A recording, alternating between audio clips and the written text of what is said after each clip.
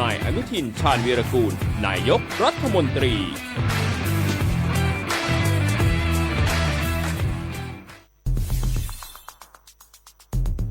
แค่ 3 ปีความเสียหายจากอาชญากรรมไซเบอร์ของคนไทยพุ่งทะลุถึง 94,000 ล้านบาท หรือเฉลี่ยปีละ 30,000 ล้านบาท ทุก 1 ชั่วโมงเราเสียเงินกว่า 3.4 ล้านบาท ให้กับมิจฉาชีพออนไลน์ โจรไม่เห็นใจคนอาชีพไหน อายุเท่าไหร่ สถานะทางการเงินแบบใด หมอ พ่อค้า นักธุรกิจ นักเรียนแม่บ้าน ข้าราชการเกษียณ ทุกคนตกเป็นเหยื่อได้เสมอ และวันหนึ่งอาจเป็นคุณหรือคนที่คุณรัก เพราะจุดอ่อนร่วมของเหยื่อคือความเร่งรีบ ขาดสติ หรือแม้แต่บางครั้งก็เกิดความโลภจนเกินไป อย่าปล่อยให้การกดคลิกเดียว ลิงก์เดียวทำให้โจรยิ้มกว้าง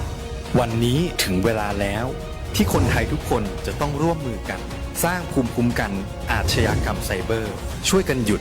ก่อนที่ภัยไซเบอร์จะทำให้คนที่คุณรัก และตัวคุณเองกลายเป็นเหยื่อ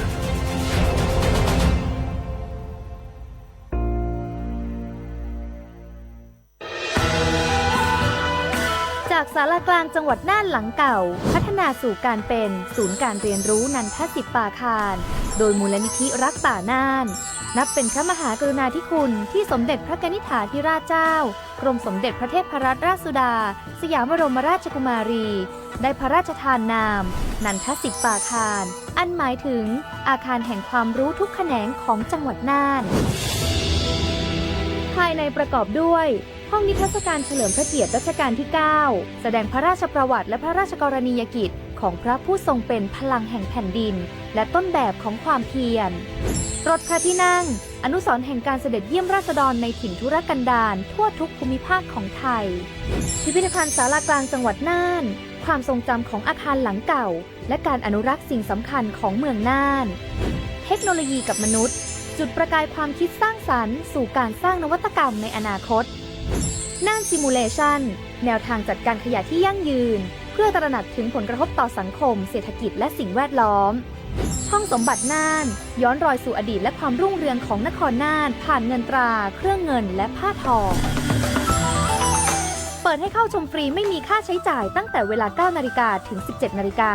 หยุดทุกวันจันทร์และวันนักขัตฤกษ์มาร่วมอนุรักษ์สืบสานสร้างสรรค์ศิลปะวัฒนธรรมและวิทยาศาสตร์ของเมืองน่านคุณค่าที่น่าภาคภูมิใจ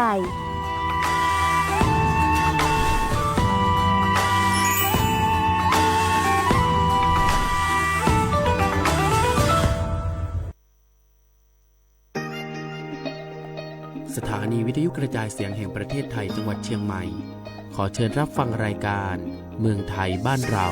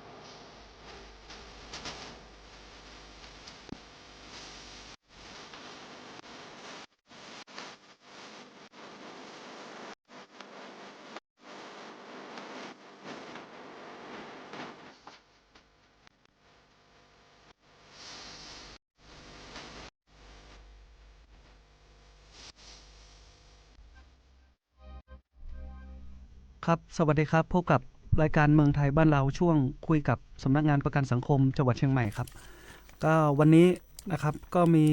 เรื่องหลายเรื่องนะครับที่มาชี้แจงให้ผู้ประกันตนและผู้รับฟังทุกท่านได้ทราบเกี่ยวกับสำนักงานประกันสังคมนะครับช่วงนี้ก็ระบบของเราก็ยังไม่ค่อยเสถียรนะครับก็คือการเปลี่ยนถ่ายข้อมูลนะครับจากข้อมูลเดิมมาเป็นข้อมูลใหม่นะครับในการใช้ข้อมูลใหม่เนี่ยการดึงข้อมูลอาจจะไม่ตอนนี้ยังไม่เสถียรนะครับยังไม่ครบเท่าไหร่นะครับการดึงข้อมูลผู้ประกันตนนะครับแล้วก็การติดต่อภายในสำนักงานก็อาจจะมีความล่าช้าหน่อยหนึ่งนะครับเพราะว่าระบบเราตอนนี้คือมันช้านิดนึงแต่ในส่วนของการทำงานก็เจ้าหน้าที่ก็จะรับในส่วนของบริการเหมือนเดิมแต่ระบบอาจจะมีการล่าช้าหรือว่าข้อมูลอาจจะช้านิดนึงครับใช่ครับอาจจะมีการล่าช้าบางทีอาจจะมีการดึงข้อมูลแล้วก็อาจจะไม่สมบูรณ์และบางทีอาจจะมีการท้วงติงจากผู้ประกันตนนะครับลืมแนะนำตัวครับผมสมเกียรติทองชาติครับผมสิทธิเดชวิทูลครับครับจากอาทิตย์ที่แล้วที่เรามาเจอกันนะครับวันนี้วันแรกแล้วก็ประเด็นแรกที่เราจะมาคุยเกี่ยวกับการสมัครเป็นผู้ประกันตนมาตรา39ครับผู้ประกันตนโดยสมัครใจของมาตรา39ครับคือผู้ที่เป็นผู้ประกันตนมาตรา33และต่อมาความเป็นผู้ประกันตนได้สิ้นสุดลงครับและบุคคลนั้นประสงค์จะเป็นผู้ประกันตนต่อไปนะครับคุณสมบัติการสมัครมาตรา39นะครับเป็นผู้ประกันตนมาตรา33ส่งเงินสมทบมาแล้วไม่น้อยกว่า12เดือนและออกจากงานไม่เกิน6เดือนนับตั้งแต่วันสิ้นสุดความเป็นผู้ประกันตนนะครับครับอันกรณี6เดือนนะครับอย่ารวมกับกรณีว่างงานนะครับจะไม่เหมือนกันนะครับบางคนเข้าใจว่าต้องรอว่างงานเข้าให้ครบ6เดือนก่อนนะครับแล้วค่อยมาสมัครนะครับอันนี้จะไม่ใช่นะครับกรณีขึ้นว่างงานก็คือส่วนว่างงานไปนะครับรายงานตัวตามปกติแต่กรณีที่จะสมัครมาตรา39อย่าให้เกิน6เดือนนะครับอันนี้เราจะไม่นับกรณีรายงานตัวของว่างงานนะครับช่องทางการสมัครของมาตรา39ครับ1สมัครที่สำนักงานประกันสังคมทั่วประเทศนะครับ2สมัครผ่านเว็บไซต์ sso.go.th และแอปพลิเคชัน SSO Plus นะครับครับผมหลักฐานการสมัครเป็นแบบคำขอผู้ประกันตนมาตรา39สปส1-20และบัตรประชาชนตัวจริงหรือบัตรอื่นที่มีรูปถ่ายซึ่งออกจากทางราชการเขาออกให้นะครับครับผมความกรณีประสงค์จะชำระเงินของเงินสมทบโดยหักผ่านบัญชีนะครับในส่วนของมาตรา39เรามีการชำระเงินช่องทางการชำระมีหลายช่องทางครับ1ช่องทางการชำระผ่านสำนักงานประกันสังคมทั่วประเทศนะครับ2เคาน์เตอร์เซอร์วิสธนาคารและหน่วยบริการเช่นธนาคารกรุงไทยธนาคารกรุงศรีไปรษณีย์เคาน์เตอร์เซอร์วิส7-Eleven แล้วก็บิ๊กซีเทสโก้โลตัสนะครับเทสโก้โลตัสไม่ได้แล้วครับตอนนี้ไม่ได้แล้วเหรอครับเหลือบิ๊กซีอย่างเดียวครับแล้วก็ มีการหักผ่านบัญชีนะครับหักผ่านบัญชีก็มีทั้งหมด7ธนาคารนะครับมีกรุงไทยกรุงศรี TTB นะครับกสิกรไทยพาณิชย์ออมสินแล้วก็แบงก์กรุงเทพนะครับสำหรับจ่ายผ่านแอปพลิเคชันก็คือจ่ายผ่านมือถือของเรานั่นเองกันนะครับก็มีแอปธนาคารกรุงเทพธกสนะครับกรุงไทยเน็กแล้วก็ช่องทางหนึ่งก็คือแอปเป๋าตังค์ Shopee Pay นะครับแล้วก็ Shopee นะครับส่วนในส่วนของการหักผ่านบัญชีนะครับถ้าเกิดว่าผู้ประกันตนอยากจะให้ทางประกันสังคมหักผ่านบัญชีก็ติดต่อเข้าที่สำนักงานนะครับในส่วนของเงินสมทบที่ต้องชำระนะครับในส่วนของมาตรา39นะครับเดือนละ432 บาทนะครับต้องจ่ายทุกเดือนนะครับในส่วนของการคำนวณของฐานมาตรา39จะคิดฐานเดือนละ 4,800 บาทนะครับครับการชำระเงินนะครับถ้าสมมติเราสมัครผ่านแอปนะครับสมัครเดือนไหนก็จ่ายเดือนนั้นได้เลยนะครับจ่ายภายในเดือนก็ได้นะครับ หลังจากขึ้นในระบบประมาณ 2-3 วันนะครับมีชื่อขึ้นปุ๊บจ่ายผ่านแอปได้นะครับแล้วก็เช็คสถานะโรงพยาบาลได้เหมือนเดิมนะครับสิทธิ์ม.39นะครับเวลาสมัครนะครับจะใช้สิทธิ์โรงพยาบาลเดิมไปก่อนนะครับคือในระบบถ้าจะเปลี่ยนแต่ปีนี้มันเปลี่ยนได้อยู่แล้วถ้าเปลี่ยนเป็นม.39เนาะใช่ครับก็คือเปลี่ยนถ้าเป็นม.39ในช่วงระหว่างเปลี่ยนประจำปีได้ครับก็สามารถเปลี่ยนโรงพยาบาลได้อยู่นะครับเปลี่ยนในส่วนของเดือนธันวา2568นะครับถึง31มีนา2569นะครับช่วงเปลี่ยนโรงพยาบาลครับถ้าผู้ประกันตนมาตรา39อยากใช้สิทธิ์โรงพยาบาลเดิมกับก็คือกรณีนี้ก็ไม่ต้องเปลี่ยนโรงพยาบาลก็คือจาก33เป็นม.39ก็สถานพยาบาลเดิมได้นะครับกรณีที่จะสิ้นสุดความเป็นผู้ประกันตนมาตรา39นะครับก็มี1นะครับกรณีเสียชีวิตนะครับและ2ก็คือกลับไปเป็นผู้ประกันตนมาตรา33นะครับก็คือไปทำงานที่มีสถานประกอบการขึ้นกับทะเบียนประกันสังคมนะครับและ3ก็คือกรณีลาออกนะครับลาออกเองโดยสมัครใจนะครับ4ก็คือส่งเงินสมทบนะครับติดต่อกันไม่ครบ3เดือนก็คือ3เดือนติดนะครับไม่ได้จ่ายเงินสมทบเลยนะครับระบบก็จะสิ้นสุดความเป็นผู้ประกันตนนะครับและอีกสุดท้ายก็คือภายในระยะเวลา12เดือนเนี่ยนำส่งเงินสมทบนะครับไม่ครบ9เดือนก็คือการส่งเงินไม่ต่อเนื่องนะครับจ่ายข้ามเดือนนี้จ่ายนะครับอีกเดือนไม่จ่ายนะครับนับมา12เดือนย้อนหลังเนี่ยระบบก็จะสิ้นสุดความเป็นผู้ประกันตนนะครับระบบจะประเมินทุกเดือนนะครับเดือนนี้นับย้อนมา12เดือนนะครับเงินสมทบไม่ครบ9เดือนเนี่ยระบบก็จะสิ้นสุดความเป็นผู้ประกันตนก็คือตัดระบบไปเลยนะครับนี่ก็คือสำหรับมาตรา39สำหรับช่วงนี้นะครับแล้วช่วงหน้าเรามาคุยกันมาตรา40นะครับช่วงหน้านะครับเดี๋ยวฟังเพลงสักเพลงนะครับ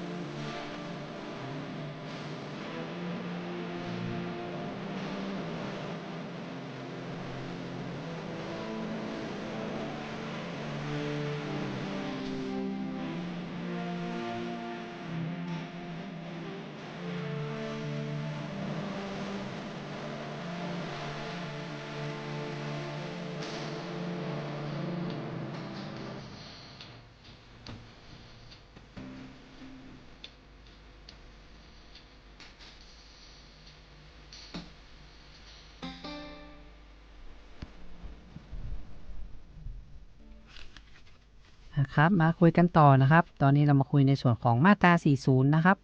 การสมัครมาตรา 40 ผู้ประกันตนโดยสมัครใจนะครับคือบุคคลทั่วไปที่ประกอบอาชีพอิสระที่ไม่เป็นผู้ประกันตนมาตรา 33 และ 39 ไม่เป็นข้าราชการหรือรัฐวิสาหกิจนะครับผู้มีสิทธิสมัครนะครับมีสัญชาติไทยแล้วก็มีอายุไม่ต่ำกว่า15ปีและไม่เกิน65ปีบริบูรณ์ครับแล้วก็ผู้พิการทางร่างกายที่รับรู้สิทธิ์ได้นะครับที่จะสามารถสมัครมาตรา 40 ได้นะครับในส่วนของผู้ไม่มีสิทธิ์สมัครมาตรา 40 นะครับคือผู้ถือบัตรประจำตัวที่ไม่ใช่สัญชาติไทยนะครับแล้วก็ผู้ประกันตนมาตรา 33 และ 39 แล้วก็ข้าราชการพนักงานรัฐวิสาหกิจผู้พิการทางสติปัญญาหรือผู้พิการที่ไม่สามารถรับรู้สิทธิ์ได้นะครับในส่วนของหลักฐานการสมัครนะครับก็จะใช้บัตรประชาชนหรือบัตรที่ทางการออกให้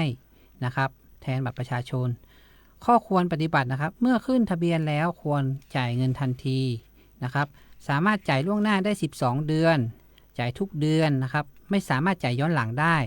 กรณีไม่มีทายาทโปรดแจ้งเจ้าหน้าที่เพื่อระบุสิทธิ์ในส่วนของมาตรา 40 นะครับครับสำหรับช่องทางการรับสมัครนะครับมาตรา 40 นะครับก็มีที่สำนักงานประกันสังคมทั่วประเทศนะครับเคาน์เตอร์เซอร์วิสนะครับเซเว่นนะครับก็คือถือบัตรประชาชนไปนะครับแล้วบอกว่าสมัครมาตรา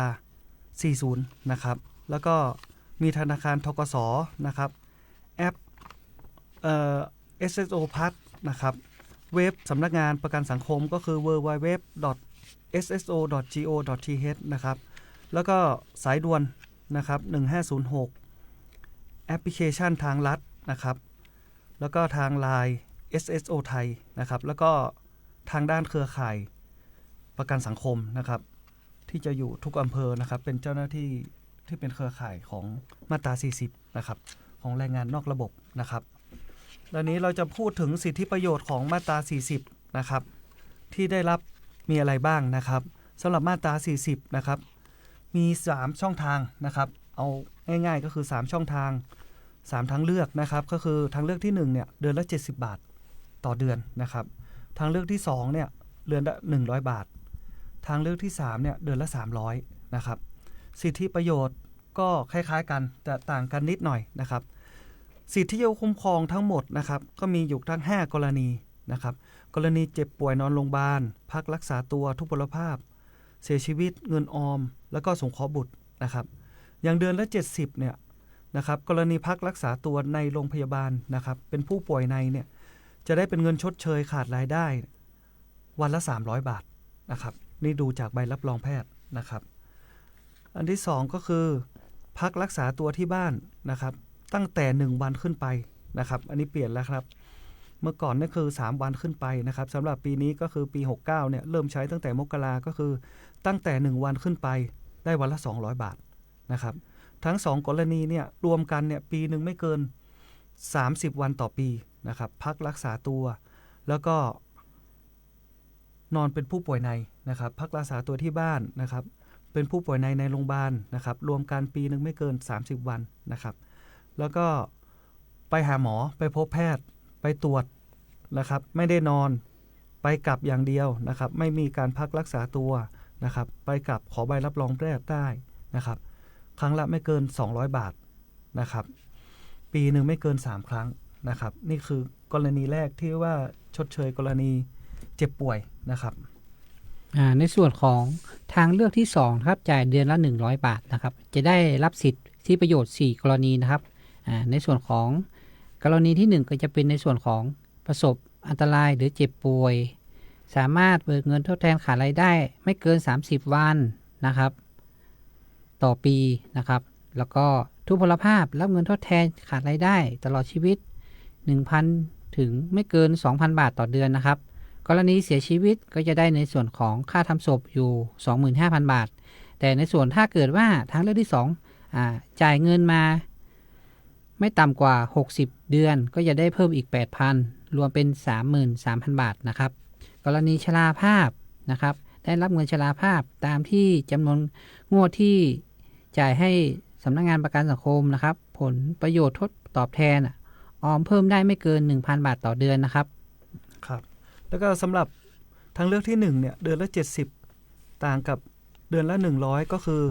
ไม่มีกรณีชราภาพก็คือไม่มีเงินออมนะครับส่วน3กรณีที่จะได้ก็คือนอนโรงพยาบาลทุพพลภาพเสียชีวิตได้เหมือนทางเลือกที่2นะครับเพียงแต่ว่า70บาทเนี่ยไม่มีเงินออมนะครับส่วนทางเลือกที่3นะครับก็คือจ่ายเดือนละ300บาทนะครับจะได้สิทธิประโยชน์5กรณีเพิ่มขึ้นจากทางเลือกที่1และทางเลือกที่2นะครับในส่วนของทางเลือกที่3ก็จะเป็นในส่วนของการเจ็บป่วยในส่วนของประสบอันตรายเบิกเงินทดแทนได้90วันต่อปีนะครับนี่จะได้เยอะหน่อยนะครับ300ต่อเดือนนะครับปีหนึ่งไม่เกิน90วันนะครับต่อปีนะครับครับส่วนแล้วก็ในส่วนของทุพพลภาพได้รับเงินทดแทนขาดรายได้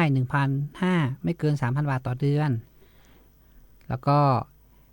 กรณีเสียชีวิตก็จะได้ในส่วนของเงินค่าทำศพ 50,000 บาทนะครับแล้วก็เงินชราภาพก็จะได้ในส่วนของไม่ต่ำกว่า 1,000 บาทได้รับเงินเพิ่มเติมจากบำนาญชราภาพจำนวน 10,000 บาท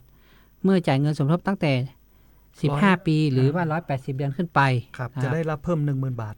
นี่กรณีทางเลือกที่3นะครับแต่ทางเลือกที่3เนี่ยก็ยังไปหาหมอได้อยู่นะครับไปกลับก็เบิกได้ครั้งละ200ปีนึงไม่เกิน3ครั้งเหมือนกันนะครับจากเมื่อก่อนเนี่ยปีที่แล้วนะครับกรณีเดิมก็คือไม่ได้นะครับได้เฉพาะทางเลือกที่1กับทางเลือกที่2นะครับแต่ปีนี้ได้แล้วนะครับปีนี้ได้แล้วครับสำหรับไปหาหมอครั้งละ200บาทปีนึงไม่เกิน3ครั้งนะครับสำหรับกรณีทุพพลภาพเนี่ยจะเริ่มอยู่ที่ 1,500 บาทต่อเดือนสูงสุดก็คือ 3,000 บาทต่อเดือนนะครับแล้วตอนนี้เราจะมาพูดถึงเงื่อนไขนะครับเงื่อนไขที่จะได้รับกรณีแรกครับกรณีเจ็บป่วยเนี่ยการส่งเงินสมทบนะครับต้องจ่ายเงินสมทบมาแล้ว3ใน4เดือนนะครับก็คือจ่ายทุกเดือนสมมุติสมัครเดือนนี้สิทธิ์จะเกิดก็คือนับไป4เดือนนะครับเงินสมทบมีครบ3เดือนไหมนะครับเราจะนับเดือนที่เจ็บป่วยนะครับเดือนที่ป่วยเนี่ยเราไม่นับย้อนมานะครับ4เดือนถ้าเงินสมทบครบ3เดือนก็คือสิทธิ์เกิดก็คือเบิกได้นะครับกรณีเจ็บป่วย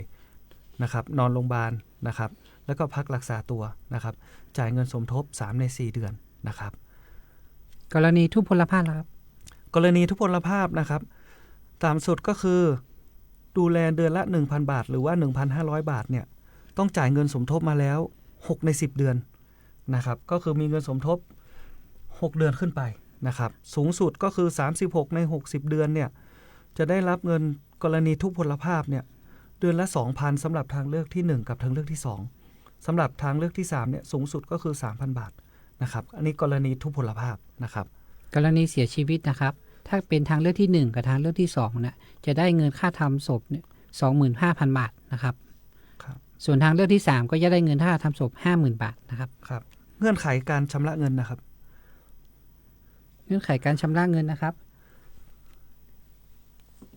จ่ายเงินสมทบมาแล้วนะครับ6ใน12เดือนนะครับสำหรับกรณีเสียชีวิตนะครับแล้วก็อีกกรณีหนึ่งเนี่ยกรณีเสียชีวิตด้วยอุบัติเหตุเนี่ยจ่ายเงินสมทบมาแล้ว1ใน6ก็คือจ่ายเงินสมทบได้เดือนเดียวแล้วเกิดกรณีเสียชีวิตนะครับด้วยอุบัติเหตุเนี่ยก็ยังได้รับเงินสงเคราะห์การเสียชีวิตอยู่ 25,000 นะครับแต่ถ้าเกิดในส่วนของจ่ายเงินสมทบ60เดือนขึ้นไปนะครับทางเลือกที่1กับทางเลือกที่2อ่ะเรามีในส่วนของรับเงินเพิ่มทางเลือกละ 8,000 บาทนะครับ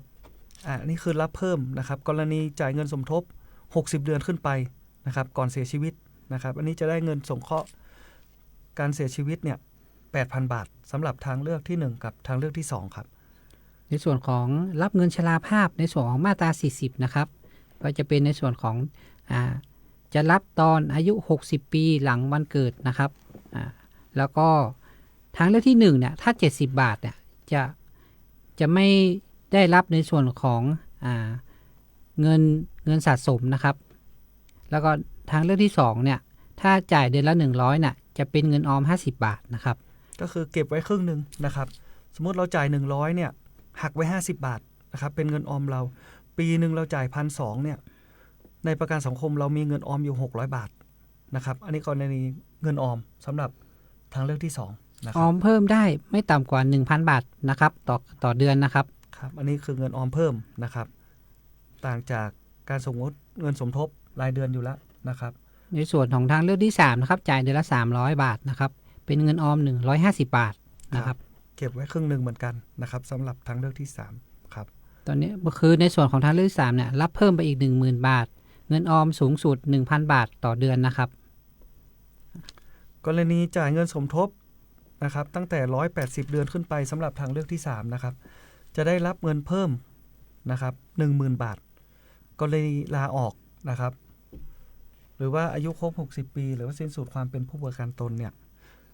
ถ้าจ่ายเงินสมทบครบ180งวดสำหรับทางเลือกที่3จะได้รับเงินเพิ่มก็คือ 10,000 บาทและนี่คือให้ไปเลยนะครับสำหรับทางเลือกที่3นะครับ ในส่วนของเงินสงเคราะห์บุตรนะครับก็จะได้ในส่วนของทางเลือกที่3ที่จ่ายเดือนละ300 บาทนะครับจะได้รับเงินสงเคราะห์บุตรรายเดือนบุตรแรกเกิดจนถึง6ปีบริบูรณ์นะครับคราวละไม่เกิน2คนนะครับต้องส่งอย่างน้อย24เดือนใน36เดือนนะครับต้องส่งเงินสมทบทุกเดือนนะครับก็จะได้เงินสงเคราะห์บุตร300 บาทต่อ1คนต่อเดือนนะครับถ้า2คนก็600 บาทต่อเดือนครับจากเดิมเนี่ยก็คือตั้งแต่แรกเกิดถึง6 ขวบนะครับแต่คราวนี้เราเพิ่มให้อีก1ปีก็คือถึง7ขวบนะครับ7ปีบริบูรณ์นะครับแต่ต้องส่งเงินสมทบมาแล้ว24งวดนะครับขึ้นไปนะครับจะได้เงินสงเคราะห์บุตรเนี่ยเดือนละ300 บาทต่อเดือนนะครับครับสำหรับเบรกนี้เดี๋ยวพักฟังเพลงสักครู่ครับเดี๋ยวเรามาคุยในส่วนของการเปลี่ยน ชำระเงินก่อน การชำระเงินและก็การเปลี่ยนโรงพยาบาลประจำปีนะครับครับผมครับ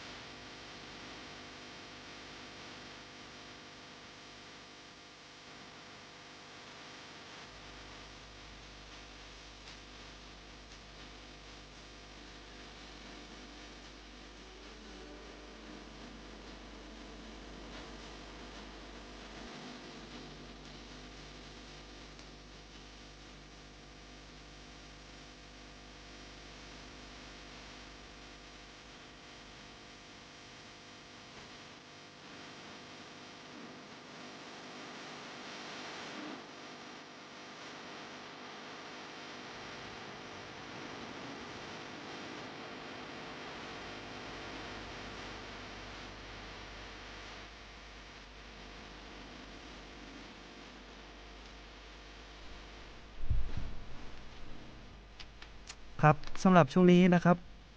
เรายังคุยกันเรื่องมาตรา 40 นะครับอีกประเด็นหนึ่งก็คือการชำระเงินนะครับของผู้ประกันตนมาตรา 40 ที่สมัครแล้วนะครับช่องทางการชำระเงินนะครับ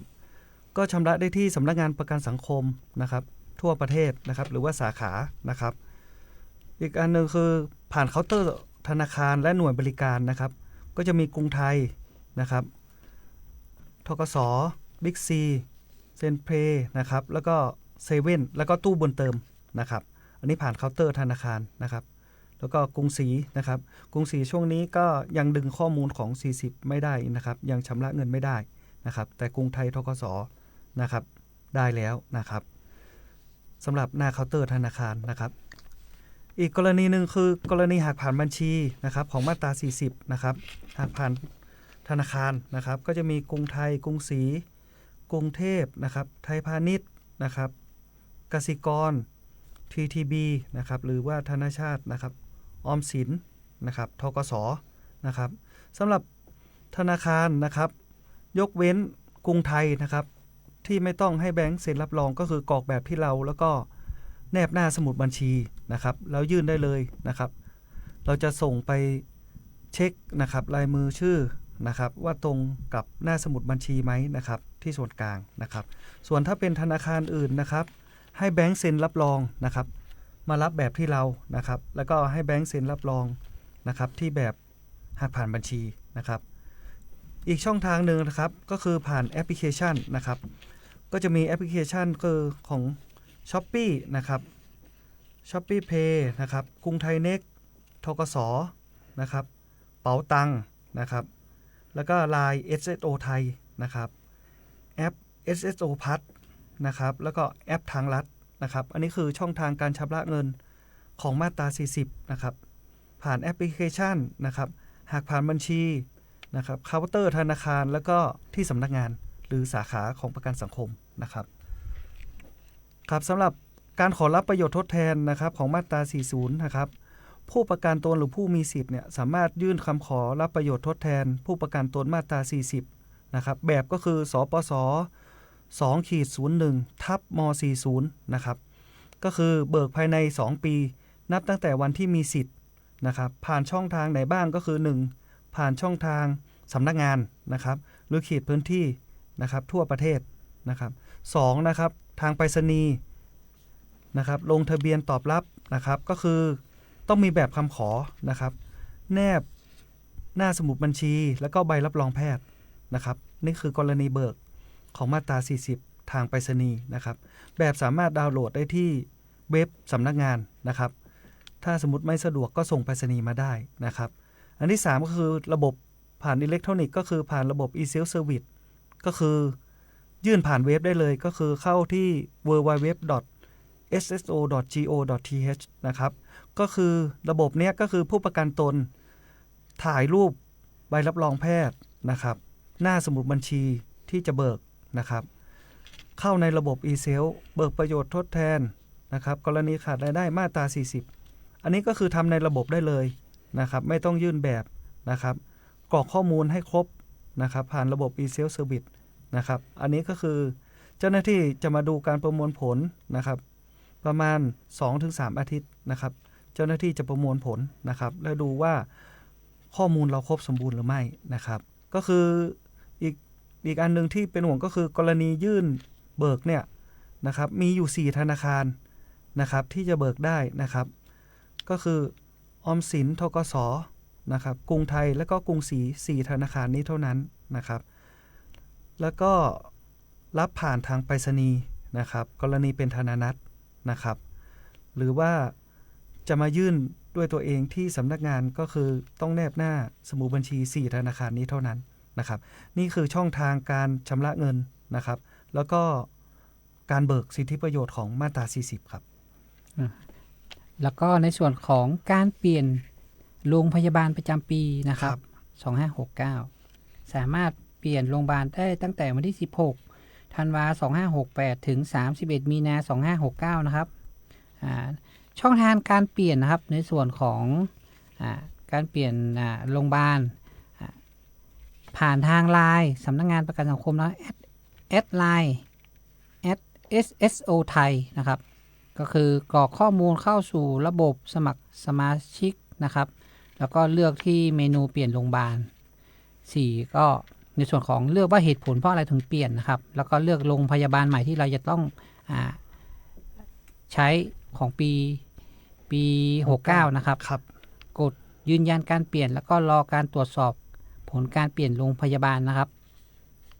แล้วก็ผ่านแอปพลิเคชัน SSO Plus นะครับก็คือลงทะเบียนด้วยบัตรประชาชนรอยืนยันตัวตนด้วย OTP นะครับแล้วก็เลือกเปลี่ยนโรงพยาบาลแล้วก็เลือกโรงพยาบาลที่เราจะเปลี่ยนนะครับโรงพยาบาลใหม่ที่เราจะใช้สิทธิ์นะครับแล้วก็ตรวจสอบข้อมูลแล้วก็ยืนยันแล้วก็รอผลสอบผลการเปลี่ยนโรงพยาบาลว่าเรียบร้อยหรือเปล่านะครับแล้วก็ในส่วนของผ่านทางเว็บไซต์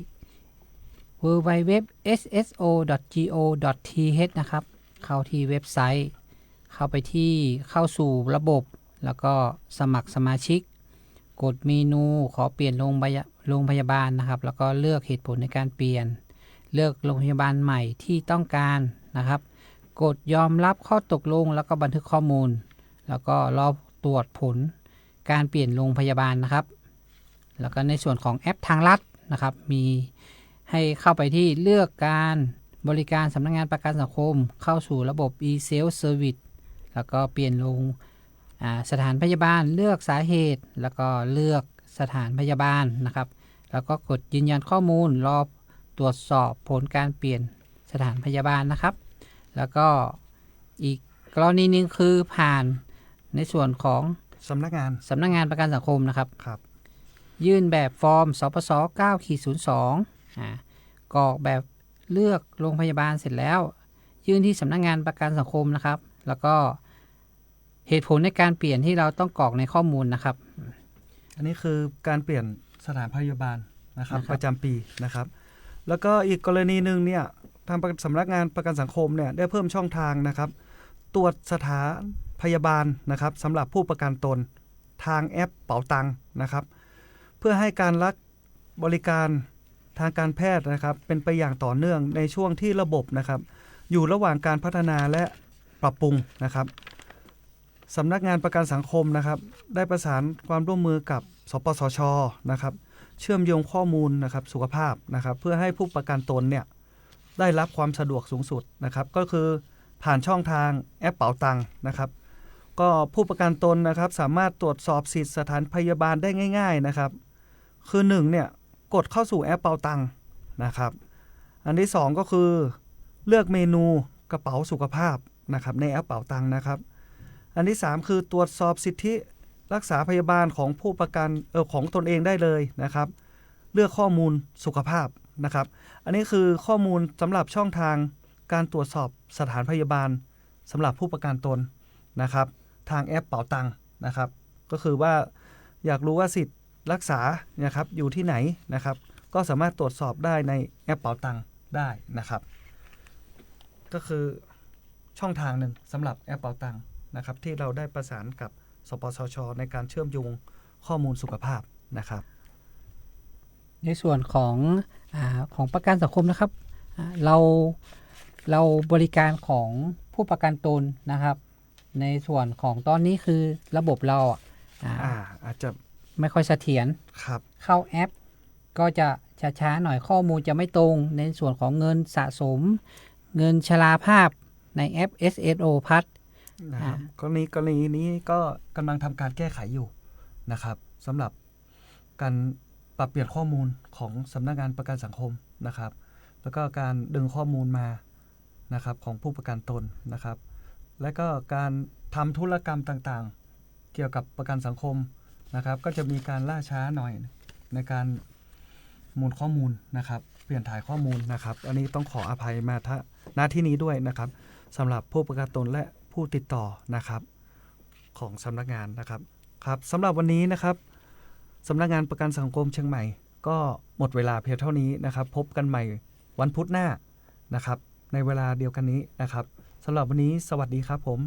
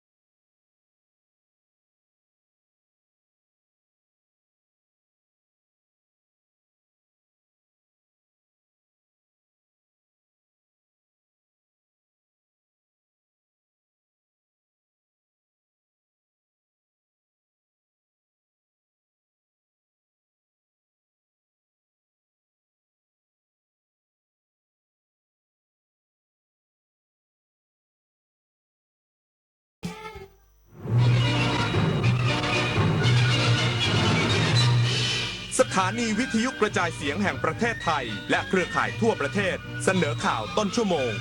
รู้เร็วรู้จริงเกาะติดทุกสถานการณ์